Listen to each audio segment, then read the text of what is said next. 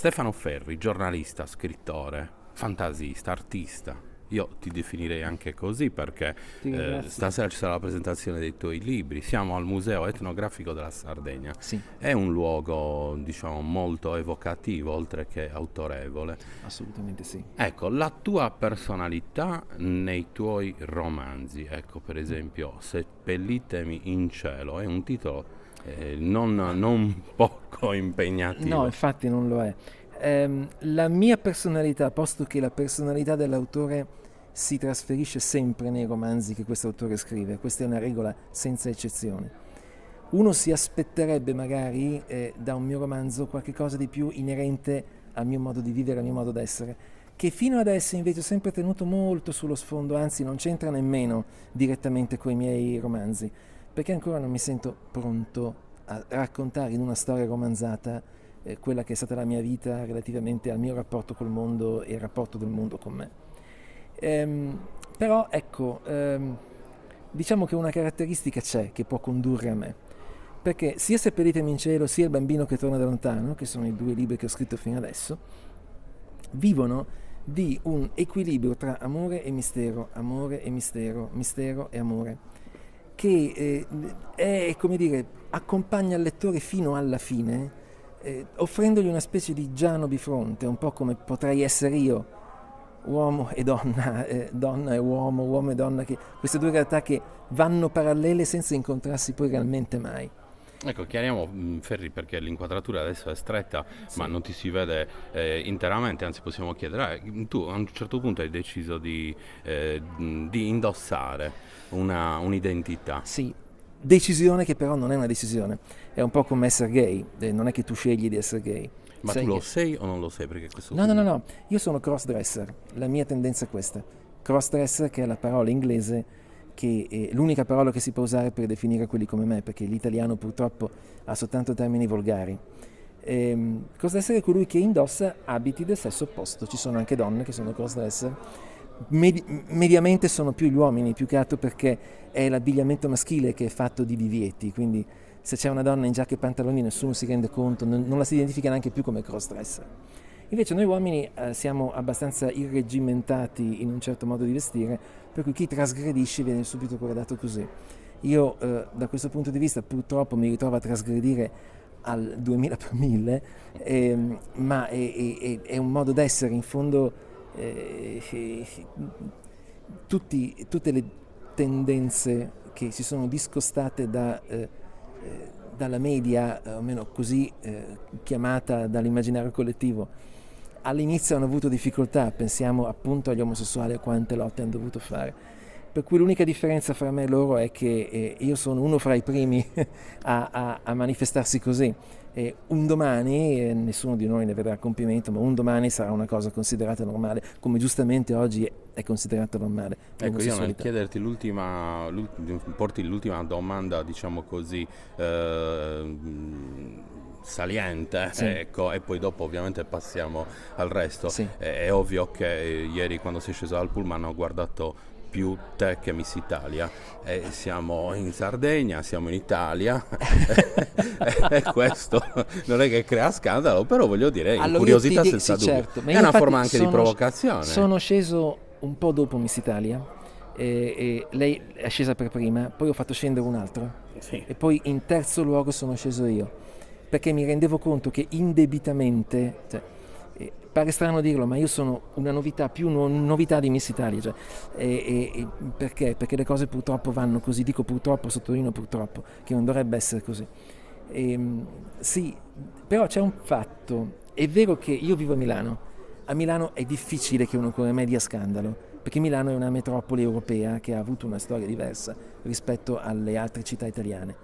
In un contesto, diciamo, meno metropolitano, più magari di provincia, non capiterebbe solo in Sardegna, capiterebbe anche altrove in Italia, allora è diverso perché naturalmente c'è una cultura diversa. Però è anche vero che, unitamente alle gambe e ai tacchi, la prima cosa che uno vede di me è un uomo che sorride.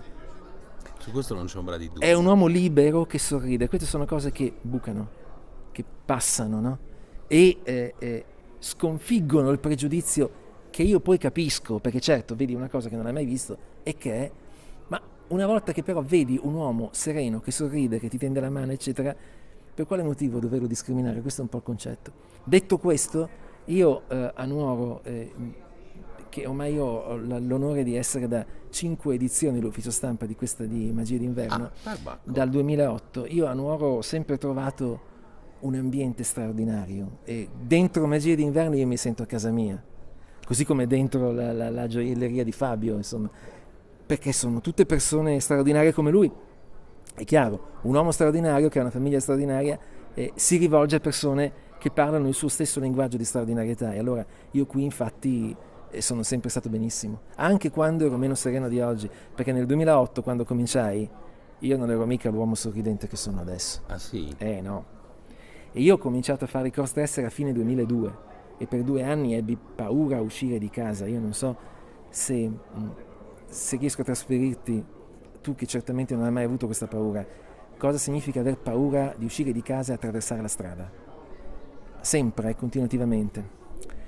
Me ne sono liberato con un po' di fatica, però quando sono arrivato qua nel 2008, cioè 6 anni dopo il mio primo cross dressing, non ero così, avevo paura. È stata dura.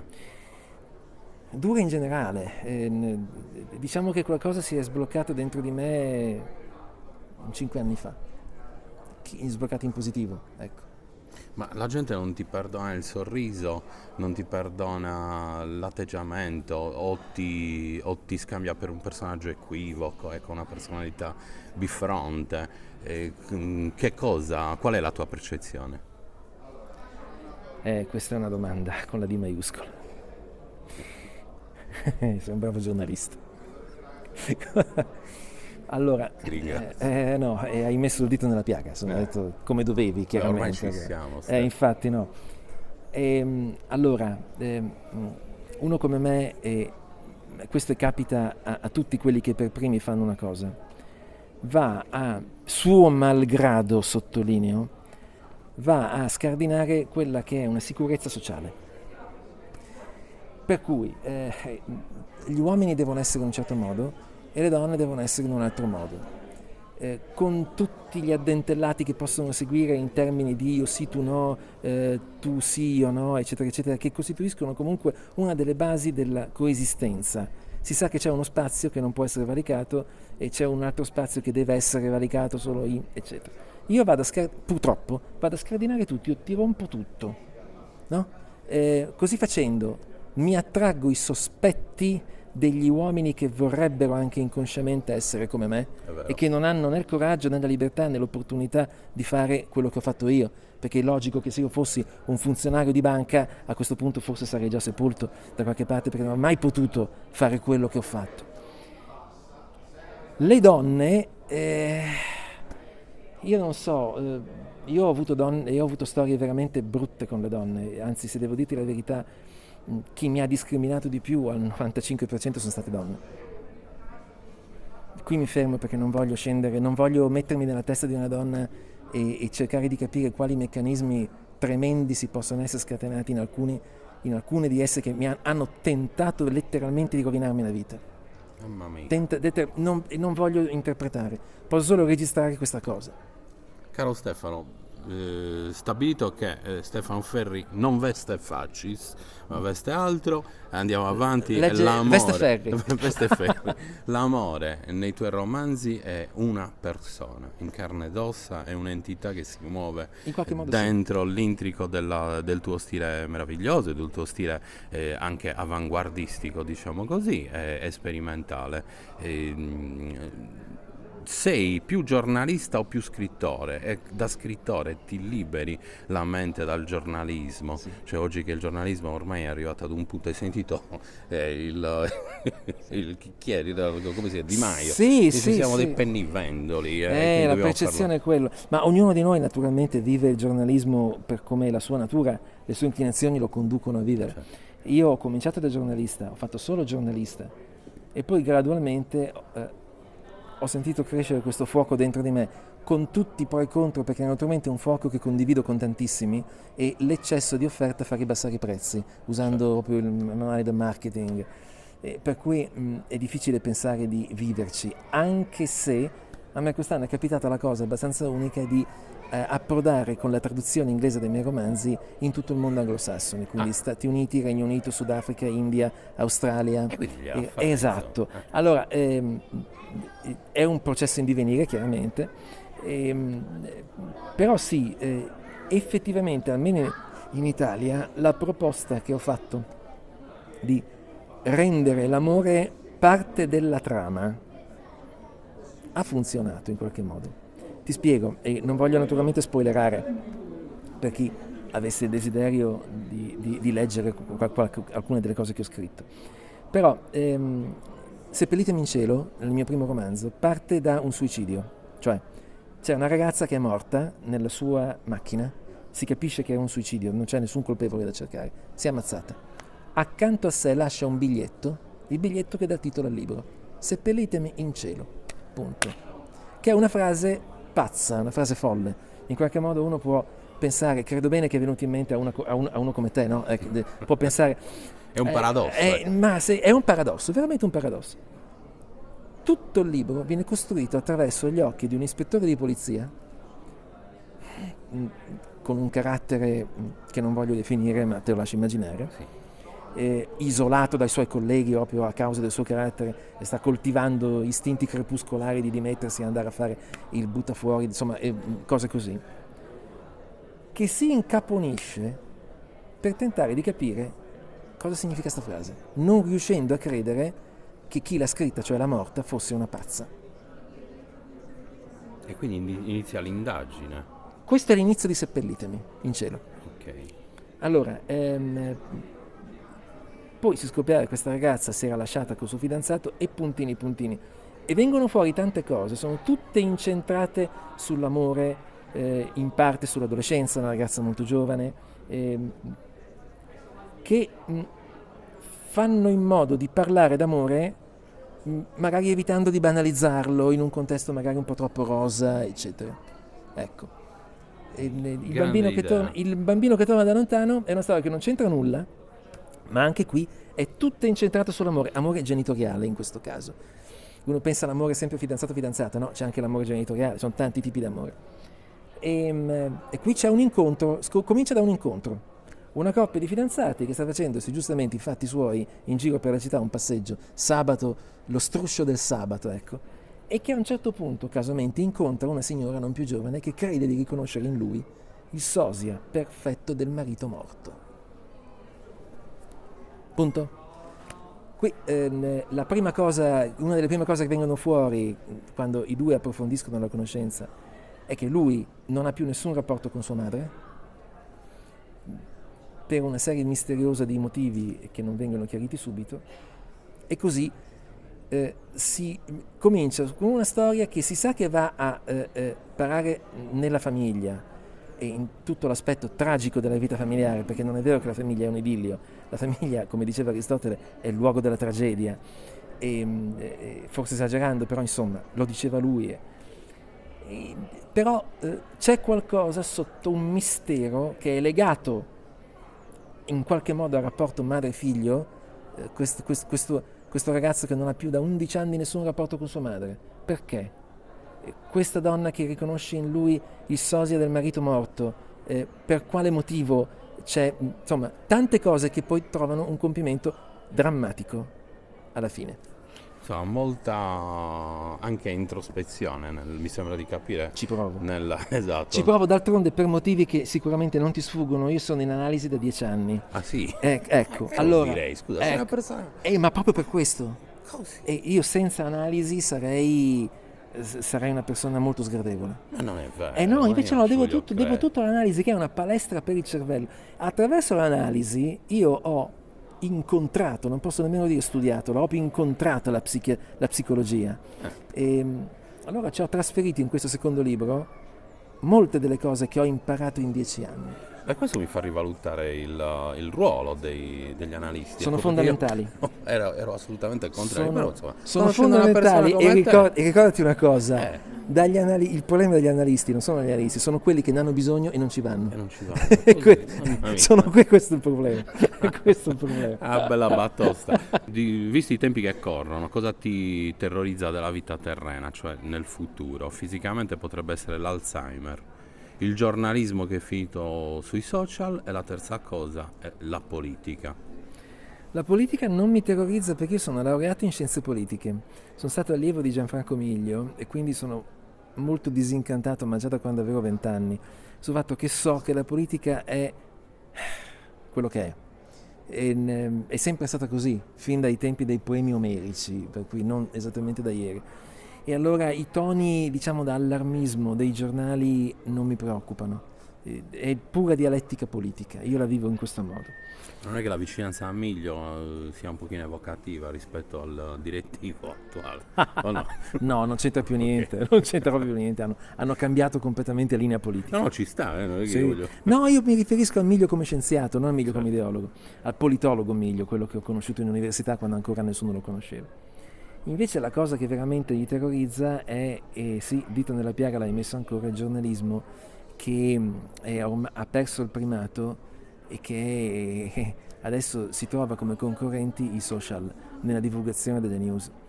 Il problema è che chi gestisce i social, cioè tutti, spesso non sa neanche cosa vuol dire fonte, non sa cosa vuol dire controllare la fonte. E da lì capitano a cascata delle cose che sono, secondo me, un dramma sociale. Cioè gente che non sa niente di scie chimiche, per dire, e che vede su un sito palesemente fake un'intervista fake a un pilota che dice per anni ho messo scie chimiche nei cieli e la condivide. Il famoso quotidiano. Sì, quello lì, esattamente, non volevo far nome ma è quello. Ecco, per uno come me, come te o come altri che dice attenta, questo è un fake, ne trova 100 che dicono ecco, lo dicevo io, ma questo è un dramma, questo è un vero dramma e vale per tutto, vale per i vaccini, vale per tutto. La divulgazione delle notizie è in mano a gente che non sa di cosa sta scrivendo oggi, a causa della perdita di monopolio del giornalismo, purtroppo. Questa è una cosa che mi preoccupa. All'Alzheimer non penso, così come non penso alla morte, per una storia di autodifesa. Ecco. Ecco, una domanda che mi incuriosirebbe, visto insomma, il tuo coraggio, diciamo così, della vita di tutti i giorni, così sociale, il tuo coraggio sociale, ma invece a tavola come sei? Sei crudista, naturista? Carnivoro, che è la metà... presente Il Obelix? vino? Presente Obelix? Ieri avevo deciso di mettermi a dieta, ma nel menù ho visto cinghiale, non ho resistito. Così? Sì. Ne valsa la pena? Sì. Ma i Puoi gastriti, giurarci. roba del genere, visto Non che so siamo neanche- coetanei. Io non so neanche cosa sono le gastriti. Fratello caro, ti invidio. Quale sarà il futuro di Stefano Ferri nel mondo in cui viviamo? Quale sarà il futuro dei nostri figli, dei nostri giovani, ecco, di quelli che hanno l'età di Elias? Ma il mio futuro, vediamo, è in mano un po' alle strade che prenderanno i miei libri, i 2 che sono già in giro per il mondo e il terzo che sto cercando di scrivere, che è lungo però. I primi 2 erano brevi, questo terzo è lungo. E quindi il mio futuro è questo, chi lo sa cosa accadrà nei prossimi mesi, nei prossimi anni. Io, non essendo un impiegato, chiaramente non ho una strada predefinita e allora ogni giorno è diverso dagli altri, quindi non sono in grado di fare previsioni neanche a 6 mesi. Per quanto riguarda i figli, i bambini, le promesse del domani, io provo a dare a mia figlia, che è una figlia di quasi 10 anni, Come si chiama? Emma, il mio esempio di uomo libero e oso dirlo, impegnato, cioè impegnato a fare il suo lavoro, impegnato a risolvere da solo con i propri mezzi le difficoltà quotidiane, impegnato a fare quello che tutti dovremmo fare, cioè affermare se stesso, ma in senso positivo, non in senso di violentare le persone, nel senso di arrivare in un posto creare uno spazio a mia immagine e somiglianza e lasciare, una volta che me ne vado, un po' di più di quello che ci ho trovato. Questo è quello che E la spero. bambina come reagisce La bambina a reagisce. questi input? La bambina reagisce, oso dire bene, perché prende bei voti alla scuola tedesca che frequenta.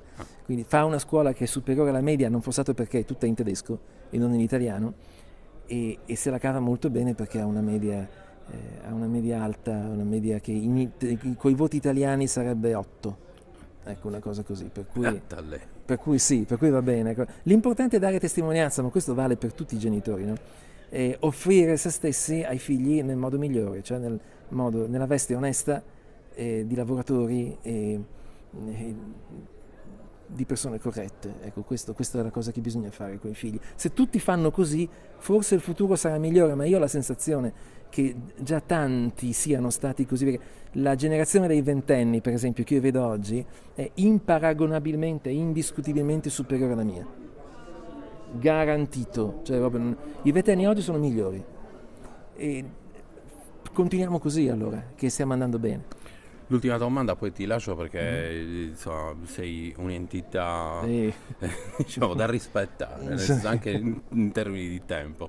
Sei homo urbanis o sei homo provincialis?